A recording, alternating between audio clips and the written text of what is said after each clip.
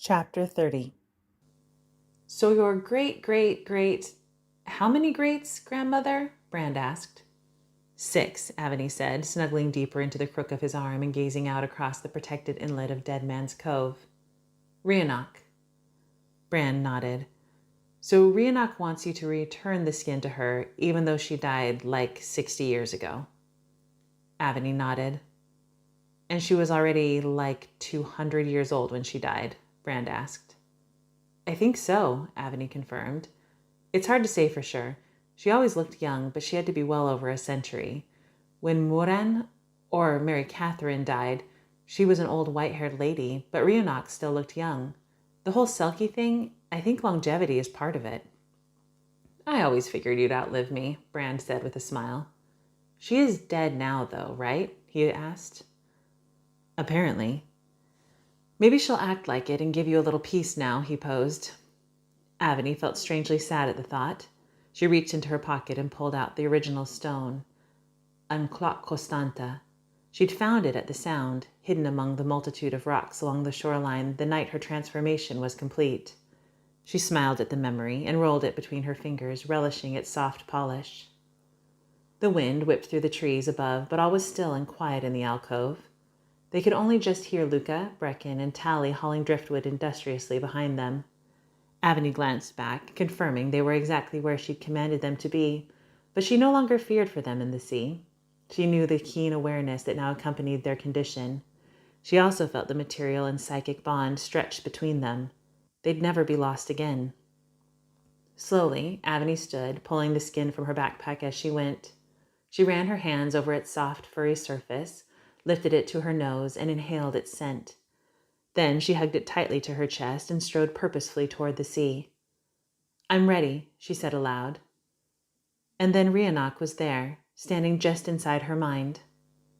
You're human again, I see, she said. Aveny nodded. And you've brought my skin? Yes, Aveny replied, proffering the silky form as evidence. Rhinoc paused and pursed her lips. Thank you. Aveny nodded. Thank you. I feel better. I didn't even know I wasn't. The rift, I think it really is healed. Rhinoc nodded in response, a small smile toying with the corners of her mouth. It is. I feel it. Our family line is restored. Can I ask one question? Rhinoc inclined her head. Why did you attack that ship? Rhinoc smiled, her grin broader and brighter than Aveny had ever seen it. The image was both breathtaking and unsettling. Those ships, Rhinoc corrected. There was more than one? Aveny queried, her heart sinking. She still felt betrayed somehow. Even the generation separating her from her ancestor did not alleviate the shame. Many more, Rhinoc said, a powerful joy swelling inside her. Aveny shied away. Why? She pressed, not sure if she really wanted the answer. Rhinoc paused, her eyes twinkling as she gazed out to sea. Aveny could almost see the battles raging in her mind. And then she saw something else reflected in the dark pool of those unwieldy eyes. A young, green-eyed girl, gazing up through a trap door, her wrists and ankles shackled. A boy locked in the hold of a burning ship, shielding his eyes from the blaze's unexpected light. A woman backed into the corner of a filthy brig, her infant child clutched tightly to her chest, an unyielding door finally wrenched ajar.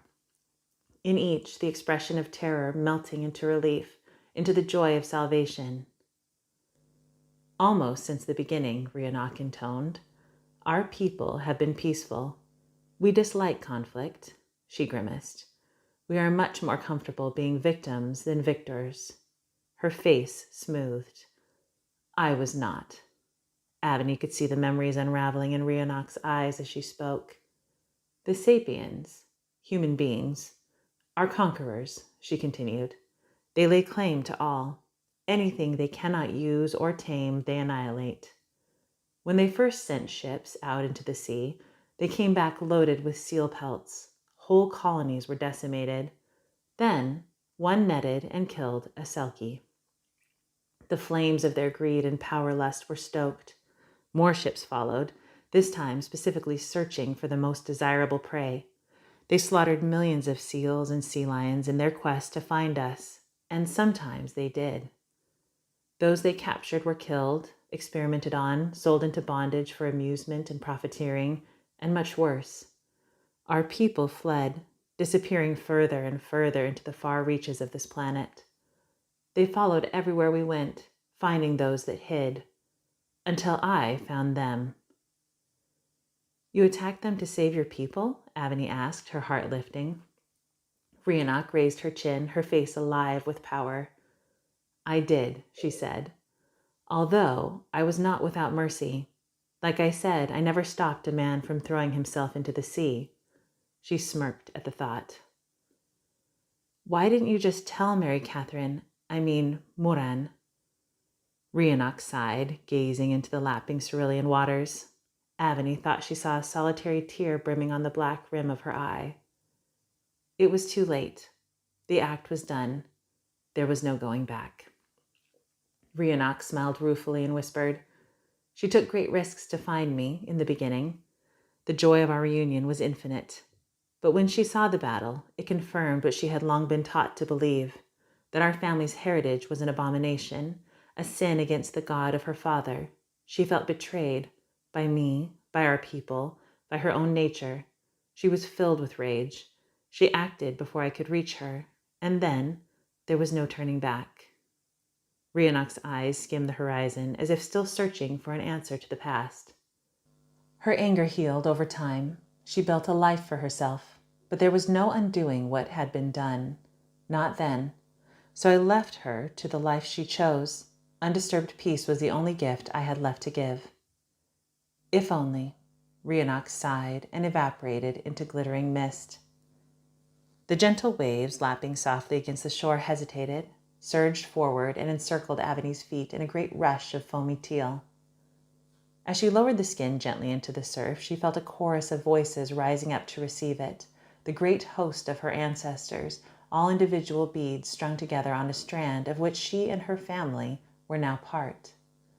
As the skin slid out to sea, Aveny saw it unfurl and expand, transforming into a hazy gray shadow, roughly the shape of a seal.